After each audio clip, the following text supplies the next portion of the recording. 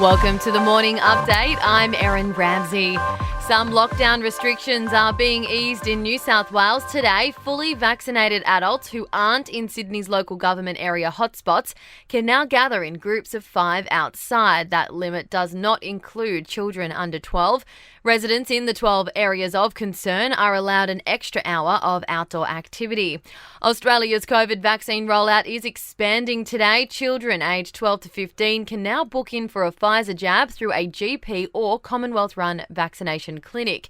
Meantime, the Australian Vaccine Advisory Group ATAGI has approved the Moderna vaccine for 12 to 17-year-olds. The vaccine is being delivered to Australia this month. The New South Wales and Queensland border bubble is back up and running. Students and essential workers across 12 New South Wales LGAs, where lockdown has lifted, will be allowed to travel into Queensland. Health professionals need to have at least one jab before they're allowed to cross. And Britain has abandoned plans to introduce a vaccine passport for nightclubs and other large venues. The UK also set to drop COVID testing for travellers returning home from overseas.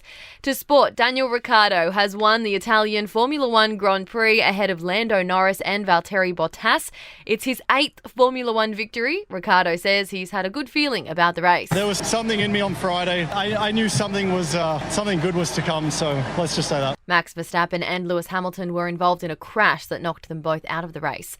Quade Cooper's kicked a penalty goal after the siren, giving the Wallabies a 28-26 win over South Africa in the Rugby Championship.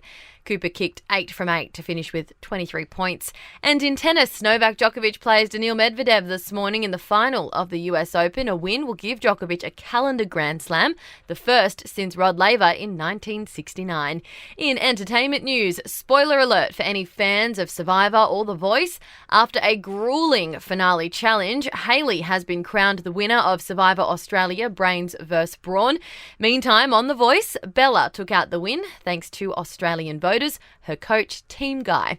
And the MTV VMAs are on today, hosted by Doja Cat, Olivia Rodriguez, Shawn Mendes and Justin Bieber, all set to perform. That's your latest from the Nova podcast team. We'll see you this afternoon for another episode of The Update.